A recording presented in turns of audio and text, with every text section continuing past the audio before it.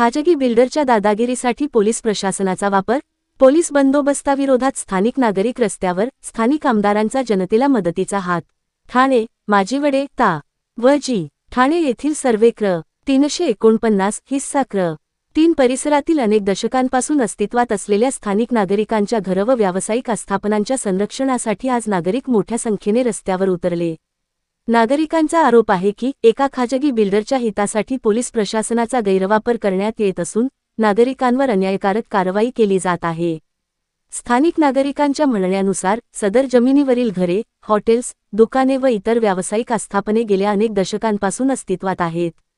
संबंधित जमीन मूळ आदिवासी मालकांनी सन 2008 मध्ये पुष्प रिअल्टी या विकासकास शासनाची आवश्यक परवानगी घेऊन योग्य मोबदला स्वीकारून नोंदणीकृत खरेदी खत व हस्तांतरण दस्तऐवजाद्वारे विक्री केलेली आहे.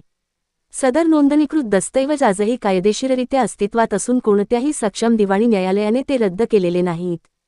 असे असतानाही 24 जुलै 2026 रोजी तहसीलदार यांनी केवळ 7/12 उतार्याच्या आधारे आदेश पारित करून कथित आदिवासी अर्जदार यांस स्वतःहून जागा रिकामी करण्याचे निर्देश दिले होते.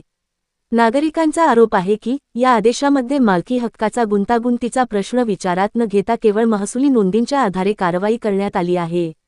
स्थानिक नागरिकांचा आणखी आरोप असा की ज्यांच्या तक्रारीवरून ही कारवाई करण्यात आली त्या व्यक्तीविरुद्ध सन 2025 मध्ये चितळसर मनपाडा पोलीस ठाण्यात फ नंबर 0315/2025 नोंद असून त्यात कलम 118 एक धोकादायक शस्त्र किंवा साधनाद्वारे स्वेच्छेने दुखापत करण्यासारखे गंभीर स्वरूपाचा गुन्हा नोंद असून कलम 324, 4 आणि 5 मालमत्तेची हानी, कलम 329 फौजदारी अतिक्रमण आणि बेकायदेशीर प्रवेश अशा गुन्ह्यांचा समावेश असूनही अशा व्यक्तीच्या फायद्यासाठी पोलीस प्रशासन यंत्रणा राजरोस सर्व कायदेशीर बाबी धाब्यावर बसवून त्याच्या सेवेमध्ये वापरली जात आहे.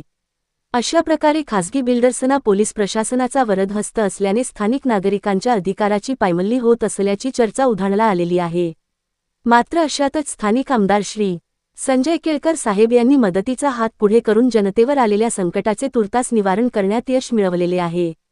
नागरिकांचे म्हणणे आहे की तहसीलदारांच्या 24 जुलै 2026 च्या आदेशात कुठेही पोलीस संरक्षण देण्याचे निर्देश नाहीत. त्यामुळे हा वाद 2 खाजगी पक्षांमधील असताना एका खाजगी व्यक्तीला पोलीस संरक्षण देण्याचा अधिकार प्रशासनाला नाही. असे असूनही झोन-5 चे पोलीस उपायुक्त DCP यांनी उच्च न्यायालयाच्या आदेशाचा खोटा हवाला देत पोलीस बंदोबस्त उपलब्ध करून देण्याची तरतूद केलेली प्रथमदर्शनी दिसून येत आहे. मात्र स्थानिक नागरिक तसेच त्यांचे वकील ॲड. विश्वजित सुर्वे यांच्या म्हणण्याप्रमाणे उच्च न्यायालयाने सदर केसमध्ये कोणत्याही खाजगी व्यक्तीला पोलीस संरक्षण देण्याचा किंवा स्थानिक नागरिकांना जागेतून बाहेर काढण्यासाठी पोलीस बंदोबस्त उपलब्ध करून देण्याचा कोणताही आदेश दिलेला नाही. अशा परिस्थितीत उच्च न्यायालयाच्या आदेशाचा हवाला देत यंत्रणेचा गैरवापर करण्यात येत असल्याचा आरोप नागरिकांमधून होत आहे. स्थानिक महिलांनी तीव्र भावना व्यक्त करत, आम्ही अनेक दशकांपासून येथे राहत आहोत. आमची घरे व दुकाने पाडायची असतील तर प्रथम आम्हाला त्याच परिसरात पर्यायी जागा द्यावी. आमच्या पुनर्वसनाशिवाय आम्ही ही जागा सोडणार नाही.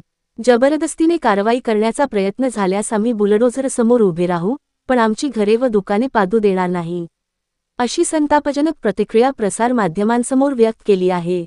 यावेळी ॲड. विश्वजित सुर्वे यांनी या विषयावर बोलताना असे सांगितले की तहसीलदारांचा आदेश हा कोणताही मालकी पुरावा न तपासता केवळ 7/12 च्या अनुषंगाने पूर्णपणे कायद्याच्या विरोधात असून संबंधित आदेशाला उच्च न्यायालयात आव्हान देण्यात येणार आहे. तसेच पोलीस संरक्षणाबाबत करण्यात आलेली कार्यवाही ही कायद्याच्या चौकटीबाहेर असल्याचा मुद्दा न्यायालयासमोर मांडण्यात येईल, असेही त्यांनी स्पष्ट केले. MMCACT प्रमाणे पावसाळी हंगामामध्ये कोणतेही बांधकाम तोडण्यास परवानगी नाही तरीही कोणतीही ड्यू प्रोसेस फॉलो न करता अशी प्रायव्हेट बिल्डरद्वारे होणारी कारवाई ही गरीब जनतेच्या अधिकाराची पायमल्ली ठरणार आहे व त्या विरोधात न्यायालयाकडे दाद लवकरच मागितली जाईल. एकूणच ठाणे शहरात प्रायव्हेट बिल्डर्सच्या गुंडागर्दीचा प्रसार वाढत चाललेला जनतेच्या भावनेतून दिसून येत आहे, ज्याला सरकारी बाबूंचा वरदहस्त असल्याचे दिसून येत आहे. आमची हक्काची जागा आहे, आमची हक्काची जागा आम्हाला पाहिजे. आम्ही कोणाची काय बळकावून वगैरे जागा घेतलेली नाही. आमच्या हक्काच्या जागा आहे. इथे कोणी काय आलं तर आम्ही त्यांना काही करायला देणार नाहीये. प्रशासन आम्हाला सांगितलेलं आहे की ते आता तोडणार आहेत म्हणून, पण आम्ही कोणी काही किती कोणी येऊ द्या आम्ही तोडून देणार नाही. बुलडोझर जरी चालवला तर आम्ही बुलडोझरच्या खाली करणार. आम्ही कोणाला, कारण की ही जागा आमच्या हक्काची आहे. नेमकी तुम्ही जागा कधी घेतलेली आहे? ही जागा खूप जुन्या आहेत, 70 वर्षापूर्वीच्या जागा आहेत. त्या अजून जुनी जागा आहे इतने सालों से हम लोग रह रहे आमच्या हैं. आजोबा वगैरे राहिलेले त्या जागेवरती ही जागा आमच्या हक्काची आहे, आम्ही कोणाला देणार कोण म्हणतं देणार नाही घेतल्याशिवाय राहणार नाही. जागा आमच्या हक्काची नहीं कुणाच्या बापाची. लोगों ने नोटिस भेज रहा है. हम लोग इतने साल से यहाँ पे हैं. हम लोग आज मैं सुनीता गुरव, मैं 40 वर्षापासून इथे राहते. लहानाची मुलं माझी मोठी झाली. पावसाळे आम्ही डुबतो उठतो, सब लोग आम्हाला कोणी बुलडोजर काही के साथ नीचे दिलेली नाही. आता ही नोटीस आम्हाला दिलेली आहे, ही अनलिगली दिलेली आहे. 24 तासात आम्हाला रूम खाली करायला सांगितलेली आहे. मुख्यमंत्र्यांच्या आम्ही लाडक्या बहिणी आहोत, तर मुख्यमंत्र्यांनी आम्हाला साथ द्यावी आणि आमचं हक्काचं घर आम्हाला मिळवून द्यावं. इतने सालों से यहाँ पे रह रहे हैं हम लोग, इतने लोग कहाँ जाएंगे आखिर पे। और आके एक बैग नोटिस आती है कि आप जगह खाली करो, हमारे साथ सब पेपर है, सब कुछ है, ज़बरदस्ती का लोग अगर खाली यहाँ करवाएंगे हम सारी लेडीजें सो जाएंगे यहाँ पे, हमारे ऊपर से बुलडोजर जाएगा फिर। 49 सर्वे नंबर 3 है. आम्ही इथे 50, 60, 70 वर्षापासून इथे राहतो आहे. आदिवासी जागा राहिली नाही आहे. ते 2008 मध्ये जागा विकली आहे प्रायव्हेट बिल्डरला. तर आदिवासी जागा राहिली नाही. पुष्प विद्यालयाला आधी जे आदिवासीने इथे तहसीलदारने जे निर्णय दिला आहे ना, ते चुकीचा निर्णय दिला आहे. त्याला ऑथॉरिटीज नाही डेमोलेशनचा ऑर्डर द्यायला. आणि हायकोर्टाचा ऑर्डर आहे, तुम्ही डेमोलेशनचा रूल फॉलो करा. जे तुमचा रूल आहे डेमोलेशनचा ते रूल तुम्ही फॉलो करा. मला नोटीस द्या, आपलं सगळं त्यांनी रूल फॉलो करायला पाहिजे. त्यांनी ते रूल फॉलो करत नाही. हे गर्दी करून गुंडेला लावून ते तोडाचा मागे लागलाय तो. पोलीस प्रोटेक्शन कोर्टात जाणार आता. हो, कोर्टात आमचा माणसं आहे. कोर्टात जाणारच आम्ही ॲक्शन घ्यायला, स्टे ऑर्डर घ्यायला. आणि ते सर, गुंडेला आम्ही फक्त आमचं एवढंच म्हणणं आहे का आम्हाला फेअर चान्स भेटला पाहिजे. आणि हे लोक दादागिरी करून प्रायव्हेट पोलीस बंदोबस्त घेऊन येतात, हे शक्यच नाही. गव्हर्नमेंटचं काम आहे हे सर्व. तुम्ही प्रोसिजर सर्व करेक्ट प्रोसिजर फॉलो करा. आम्ही तयार आहे, आमचं काही बाकी म्हणणं नाही. जर आमचा कुठंतरी आहे का बाबा गव्हर्नमेंट सांगतोय का बाबा खाली करून देते, नंतरचा भाग आहे. तुम्ही प्रायव्हेट कसं काय खाली करू शकता. आणि आता आदिवासी लँड राहिलेला नाही, टोटल हे कन्व्हेन्स डीड होऊन 36 सर्व कलम सर्व हटून सर्व झालेलं आहे. हे फक्त फ्रॉडगिरी करतात आणि समोरच्या माणसाला सर्व गुमराह करतात.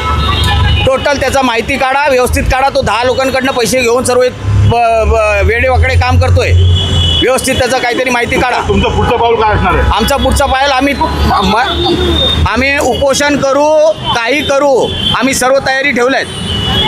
उपोषणला पण आम्ही बसणार आहे. आम्ही आमचं काही करू, पण आम्ही जागा सोडणार नाही. आम्ही जीव देणार पण जागा सोडणार नाही. 100% आम्हाला त्याचा जागा गुन्हा जरा दाखल करा, कारण की त्यांनी खूप जणांकडून पैसे घेऊन हॉटेल साठी दिलेला आज कुंभावाला आणि तोडला त्याचा. म्हणजे त्याकडून पैसे घेतो आणि स्वतः बुलडोजर लावून तोडतो. तो आता आमच्यावर करायला बघतोय आणि आमच्यावर जबरदस्ती खाली करायला बघतोय.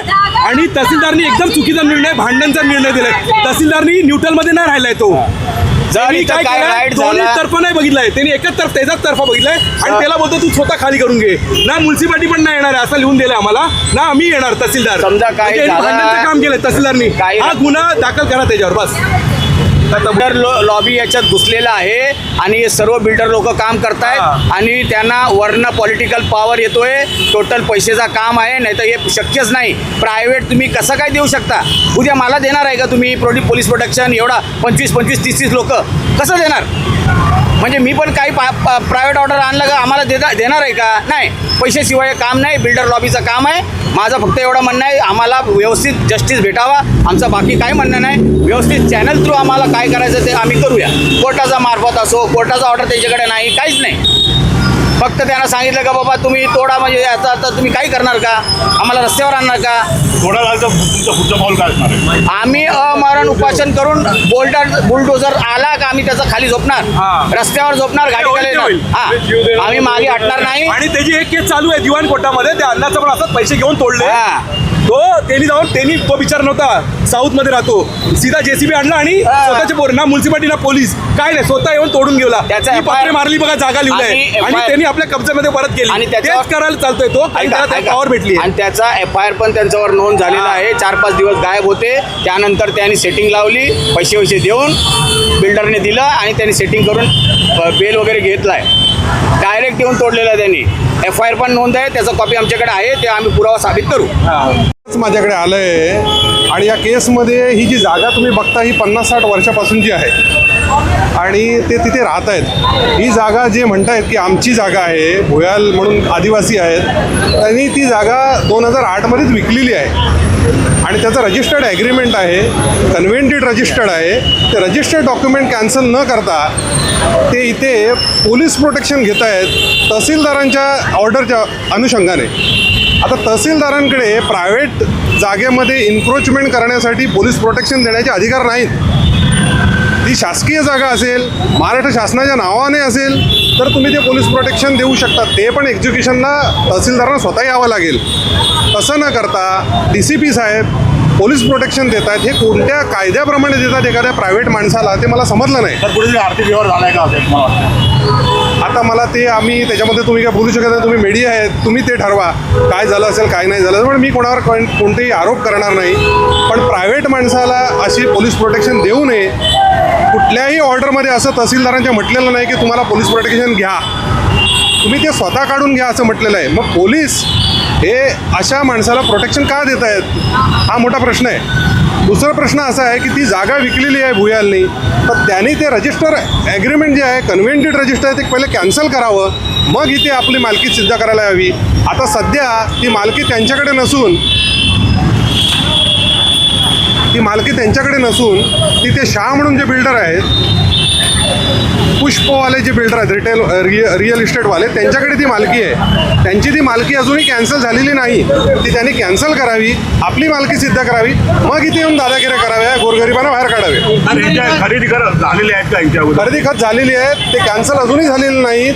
ते कॅन्सल करण्याचा सूट पेंडिंग आहे कोर्टामध्ये. त्याचा निकाल लागण्यात यावा आणि मग त्यांनी इथे यावं आपली मालकी सांगण्यासाठी. आता शासनाचे सर्व सोयी सुविधा या नागरिकांना मिळतात, टॅक्सही लोक भरतायत, सर्व काही सुरळीत शासनाच्या नियमानुसार चाललंय. मात्र असे असताना अचानक 50 वर्षांपेक्षा अधिक वास्तव्य करणारे जे नागरिक आहेत त्यांच्यावर अचानक प्रशासन अशी कारवाई करते.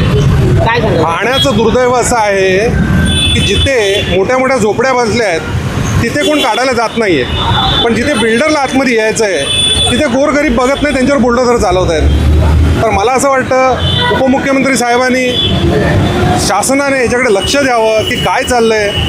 प्रायव्हेट बिल्डर म्हणजे मेकॅनिझम जे आहे आपलं त्याचा वापर करत आहेत, पूर्ण मशिनरी वापरत आहे शासनाची, आणि त्या शासनाच्या मशिनरीचा वापर प्रायव्हेट पद्धतीने करून तिथे डिमॉलिशन करून लोकांना बरी पडते. एक तर तुम्ही म्हणता की प्रत्येकाला घर मिळायला पाहिजे, दुसरं म्हणता की 2011मध्ये रेग्युलराईज करा 2011 प्रमाणे. आता प्रायव्हेट बिल्डर इथे येतोय आणि पोलीस प्रोटेक्शन मागतोय आणि पोलीस प्रोटेक्शन घेऊन इथे दादागिरी करून तोडतात. उद्या प्रायव्हेट गुंड आले, तिथले लोक त्यांना भिडले, त्याच्यामध्ये काय एखादी कॅज्युअलिटी झाली, कोण जबाबदार? शासनाने त्याचा विचार करावा. पोलीस प्रोटेक्शन देताना पोलिसांनी त्याचा विचार करावा. असं न करता तुम्ही रजिस्टर्ड डॉक्युमेंटला बाजूला करून या गोरगरिबांना बाहेर काढता. त्याच्यासाठी सरकारी यंत्रणा वापरताय, त्याच्याऐवजी न्यायालयामध्ये जा, आपलं सिद्ध करा, रजिस्टर ॲग्रीमेंट कॅन्सल करा, स्वतःची मालकी सिद्ध करा. फक्त सातबाऱ्यावर नाव आहे याचा अर्थ ती जमीन त्याची झाली नाही. हायकोर्टाचे ऑर्डर आहेत. सातबारा म्हणजे मालकी नव्हे, रजिस्टर्ड डॉक्युमेंट आहे. ते रजिस्टर्ड डॉक्युमेंट तुम्ही कॅन्सल तर करा पहिलं. माझं एवढंच म्हणणं आहे.